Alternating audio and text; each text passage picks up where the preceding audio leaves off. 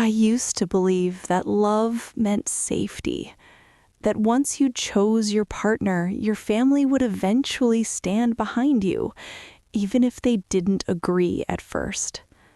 I was wrong, painfully wrong. The day I married Ares, I thought the hardest part was over. We didn't elope, we didn't disrespect anyone. We waited, asked, begged, and tried to convince my family that love wasn't a crime. Still, from the very beginning, their smiles felt borrowed, thin, temporary, and forced. At first, it was subtle. My mother would forget to invite Ares to family dinners. My sisters would lower their voices when he entered the room. My father would nod at him like a stranger instead of a son-in-law. They said it was adjustment. They said it would take time. But time didn't heal anything. It sharpened their cruelty. Ares never raised his voice, never disrespected them. He worked long hours, paid his bills, and treated me with a gentleness I didn't even know I deserved. He encouraged me to stay close to my family, even when they made him feel invisible. Then came the comments. He's not ambitious enough. He doesn't belong to our standards. You could have done better. They never said it to his face. They said it to me, over tea, over phone calls, over late-night emotional ambushes that left me doubting my own choices. I defended him every time, until the day they stopped pretending. It happened at my parents' house on a Sunday afternoon. The air was heavy before anyone spoke. My mother kept stirring her tea, though it was already cold. My father didn't look at me. My sisters exchanged glances like they were waiting for permission. Finally, my mother spoke. "You need to leave him." The words didn't register at first. I laughed because it sounded ridiculous. "What?" I asked. "You heard me," she said calmly, too calmly. "This marriage is a mistake. Ares is holding you back." My father finally looked up. "We've tolerated this long enough." Tolerated? Like my husband was a bad habit? I felt my chest tighten. "He's my husband," I said. "He hasn't done anything wrong." My sister leaned forward. "Exactly. He's nothing special either."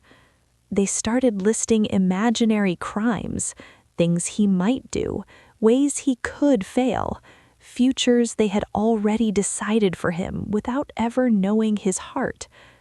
I stood there alone, surrounded by the people who raised me, realizing they weren't asking for discussion. They were issuing an order. "Choose your family," my mother said softly, "or choose him." I went home shaking. When I told Ares what they said, I expected anger, pain, maybe even resentment. Instead, he just listened. Then he said something that broke me in a way my family never could. "Don't fight them for me," he said gently. "I don't want to be the reason you lose your family." That's when I knew this wasn't just a family disagreement. This was betrayal, and I had no idea how far my family was willing to go to destroy a man who had done nothing wrong. I thought their words were the worst of it. I didn't know they were already planning something that would force me to make the most painful decision of my life. I didn't sleep that night. Ares lay beside me, breathing steadily, as if peace came easily to him. I stared at the ceiling, replaying my mother's words over and over. "Choose your family, or choose him." They said it like love was a switch I could turn off. The next morning, the messages started. First, my sister. "We need to talk. You're being stubborn." Then, my aunt. "Your parents are worried. This isn't the life they wanted for you." By noon, my phone felt heavier than my heart. I went to my parents' house alone that evening, hoping, stupidly, that maybe they'd cooled down. Maybe someone would say, "We were harsh, we crossed a line." Instead, I walked into an intervention. Everyone was there. My parents, my sisters, even relatives who barely called me on my birthday. They sat in a half circle, like I was the problem that needed fixing. My father spoke first. "We've discussed this as a family." That word again, family, used like a weapon. "You've changed since marrying him," my mother said. "You used to listen." "I still listen, quietly. I just don't obey blindly anymore." My sister scoffed. "See, this is what he's done to you." I felt something snap inside me. "He hasn't done anything," I said, louder now. "He doesn't control me. He doesn't isolate me. He encourages me to come here even when you insult him." Silence. Not guilt, not shame. Calculation. My aunt leaned forward. "If he's so innocent, why hasn't he proven himself to us?" "Proven what?" I asked. "That he deserves basic respect?" My mother's voice hardened. "We gave you everything, education, comfort, status, and you threw it away for a man who can't even match our expectations." There it was, the truth they'd been hiding behind concern. This wasn't about my happiness. It was about image. I stood up, my hands shaking. "I'm not leaving my husband." My father slammed his hand on the table. "Then don't come crying to us when your life falls apart." I walked out before they could see my tears. At home, Erez noticed immediately. He didn't ask questions. He just held my hands and waited. "They're pressuring me," I whispered. "Everyone. They won't stop." He looked at me with that same calm sadness I'd seen before. "Then maybe we should give them space." Space. That's what my family wanted. Distance, silence, control. Over the next few weeks, the pressure turned cruel. They stopped inviting me to events. Family photos appeared online, everyone except me. My mother returned my calls with short replies. My father didn't answer at all. And then came the final blow. One afternoon, my mother showed up unannounced. She didn't sit down. She didn't ask how I was. She placed an envelope on the table. Inside were legal papers. "If you divorce him now," she said coldly, "we'll help you start over. House, support, everything." I stared at the papers, my hands numb. "And if I don't?" I asked. She looked me straight in the eyes. "Then you're no longer our daughter." Erez walked in just in time to hear that, and instead of defending himself, he said something that made my mother smile. I didn't know it yet, but the words Erez spoke next would change the balance of power and expose just how far my family was willing to go. Erez didn't raise his voice. He didn't argue. He didn't even look angry. He simply said, "I don't want to be the reason she loses her family." My mother's lips curved upward, just slightly. Not a smile, more like relief. In that moment, she thought she'd won. I felt my chest tighten. "What do you mean?" I asked him, my voice barely steady. He met my eyes. "I mean, if you ever feel trapped between them and me, I won't stand in your way." My mother straightened her shoulders. "See, even he understands." But they misunderstood his silence. They thought it meant surrender. That night, after my mother left, I finally broke. I cried harder than I had in years. All the strength I'd been borrowing from hope collapsed at once. "Why did you say that?" I asked through tears. "They think you're giving up." He wiped my face gently. "I'm not giving up on us," he said. "I'm refusing to fight dirty like they are." I wanted to believe him. I really did. But the next few days proved that his calm had only fueled their confidence. My sister called. "Mom says you should start packing." My aunt sent me apartment listings for a fresh start. My father's only message was one sentence: "We won't accept him. Decide quickly." It felt like they were erasing my marriage in real time. When I tried to defend Aries again, they changed tactics. If he really loved you, he'd leave on his own. A real man wouldn't let you suffer like this. He's selfish for staying. They turned his patience into guilt, and slowly the doubt they planted began to grow, against my will. I started noticing how tired Aries looked after work, how he avoided phone calls when my family's name appeared on my screen, how he forced a smile when I came home emotionally drained.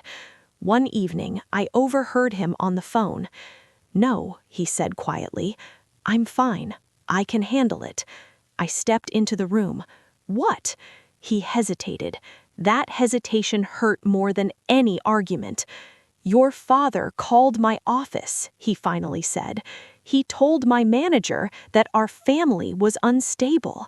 My breath caught. "What?" Aries nodded. "I don't think he meant harm. He just wants me to back away." That was the moment I realized this wasn't emotional pressure anymore.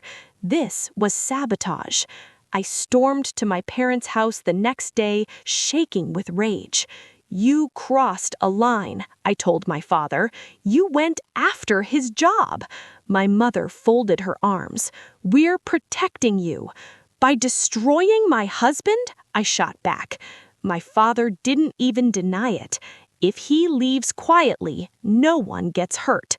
I laughed bitterly. "You've already hurt everyone." That night, Aries did something I never expected. He packed a bag. He said, "I'm going to stay with a friend for a few days, just until things cool down." My heart dropped. Is this what they wanted? He looked at me with soft, exhausted eyes. "I don't want them to hurt you more because of me." I watched him walk out of our home, the same home we built with dreams, not defiance. And for the first time, I wondered if love alone was enough to survive betrayal. I thought his temporary absence would calm my family. Instead, it gave them the opening they'd been waiting for, and what they did next shattered every remaining illusion I had about them. The house felt wrong without Erez. Not quiet, empty in a way that echoed. His coffee mug still sat on the counter. His jacket hung behind the door. Every familiar detail felt like an accusation, asking why I'd let this happen. 2 days after he left, my mother called. "Come home," she said. "We need to finalize things." Finalize. Like my marriage was paperwork. I went, even though every part of me screamed not to. They were waiting for me. Again. Same living room, same cold air. This time there was no pretense of concern. My father placed a folder on the table. "This is our last offer." Inside were divorce papers, already drafted. "We'll handle the lawyer fees," my mother added. "You'll move back here. We'll announce it as a mutual decision." I pushed the folder away. "I'm not signing anything." My sister rolled her eyes. "Why are you being dramatic? He's already gone." He stepped away to protect me, not because our marriage is over. My father's voice sharpened. "If you don't sign, we cut you off completely. No calls, no visits, no inheritance, no family." Just like that. I looked at the people who raised me and realized they believed love was conditional. That night, I called Erez and told him everything. There was a long pause on the other end. Then he said, "If staying married to me costs you your family forever, I'll sign." That broke me. "You didn't do anything wrong," I cried. "Why should you sacrifice everything?" "Because I love you," he replied softly, "and love isn't ownership." I didn't sleep again. The next morning, I went back to my parents' house alone. "I won't leave him," I said calmly. "If you disown me for that, that's your choice." My mother stared at me like I was a stranger. "Then pack your things from this house." And just like that, I lost my family. But what they didn't know, what none of them expected, was that Erez had been quietly documenting everything. Every call, every threat, every attempt to destroy his career. And he was done staying silent. I thought losing my family was the end of my story, but it was only the beginning of theirs. And the truth Erez was about to reveal would turn their power into shame. I moved out that same day. No goodbye hugs, no tears from them, just my suitcase placed near the door like I was a guest who'd overstayed her welcome.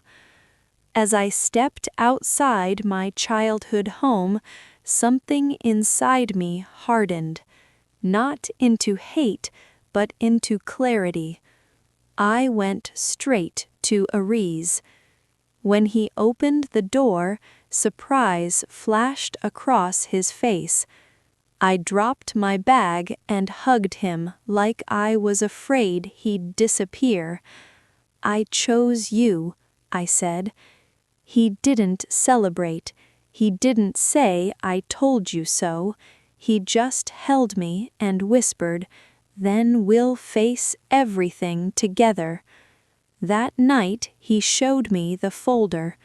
Printed emails, recorded voicemails, screenshots of messages from my father to his manager, even a written offer from my mother promising financial incentives if he stepped away quietly. "They thought silence meant weakness," Erez said.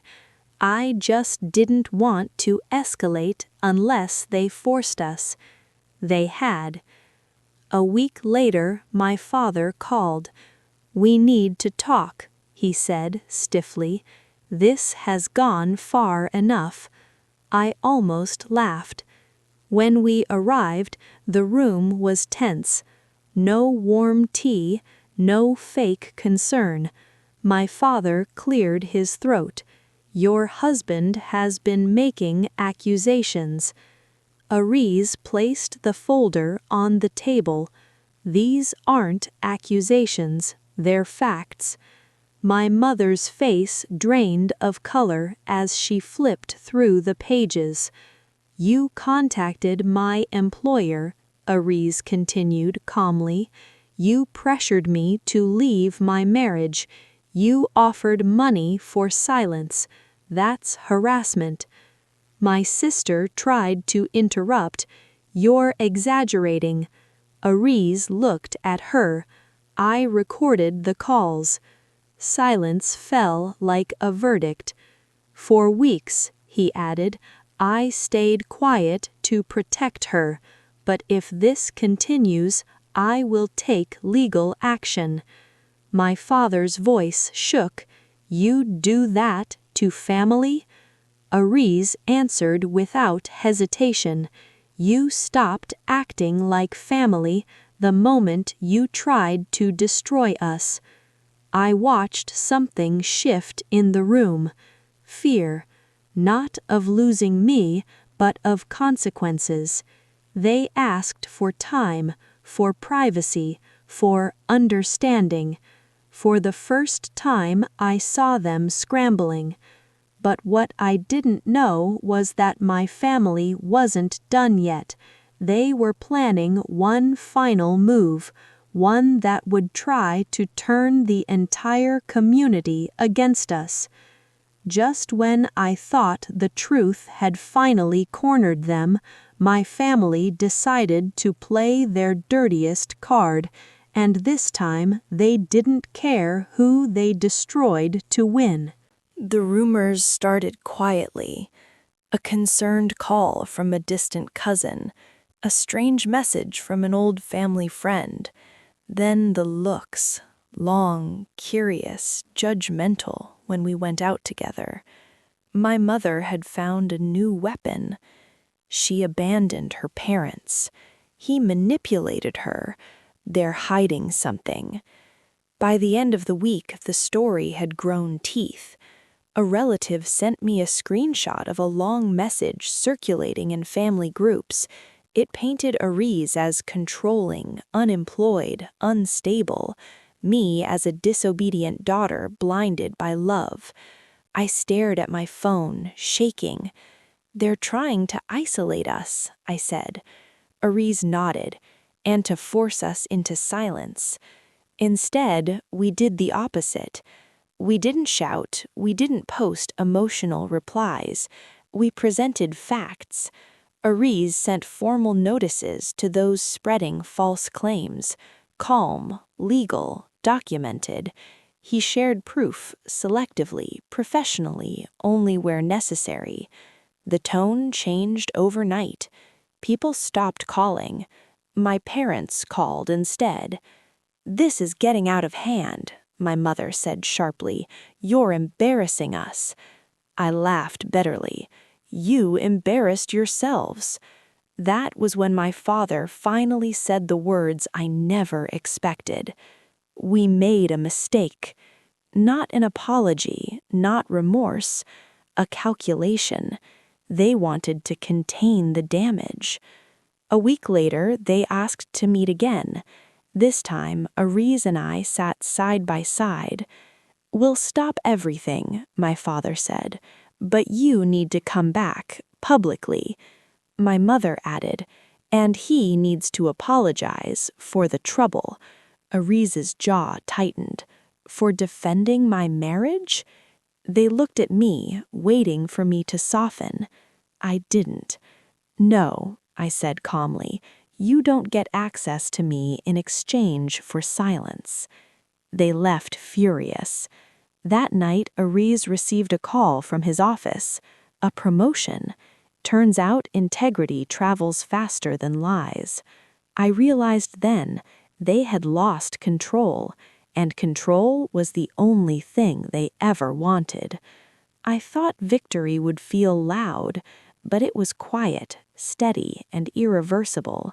Still, one final confrontation remained, and it would decide whether blood truly meant family. The final confrontation didn't happen in a courtroom. It happened in a hospital hallway. My father had collapsed. Stress, they said. Nothing life-threatening, but serious enough to shake the walls of pride my family lived behind. My sister called me in tears. "Mom is asking for you," she said. "Please." I stood there with my phone in my hand, feeling the old pull, the reflex to run back, to fix everything. Aries didn't say a word. He just looked at me and waited. "I'll go," I said finally, "but on my terms." When I arrived, my mother looked smaller than I remembered, tired, afraid. She didn't start with accusations this time. "We never thought you'd choose him over us," she said quietly. "I didn't choose him over you. You forced me to choose." Her eyes filled with tears. Real ones, I think. "We were scared," she admitted, "of losing you, of what people would say." "And so you tried to destroy my marriage?" I asked. She didn't answer. I took a deep breath. Aries never did anything wrong, not once. The only betrayal here was yours." My father listened in silence. "We won't fight any more," he said at last, "but we can't accept him." I nodded. "Then we won't be close." Not dramatic, not cruel, just honest. I left without begging. Months passed. Life grew quieter, stronger. A reason I rebuilt everything they tried to break. We laughed more. We trusted deeper. We learned that peace isn't given, it's chosen. Some family members drifted back, carefully, respectfully. Others didn't. And that was okay, because I finally understood something I wish I'd learned sooner. Family isn't who demands your loyalty at the cost of your dignity. Family is who stands beside you when the world tries to make you choose. And my husband, who stayed kind when kindness cost him everything, proved that love without wrongdoing doesn't need permission to survive. They tried to make me believe loyalty meant obedience, but I learned that true loyalty begins with truth, and sometimes the family you build is the one that saves you.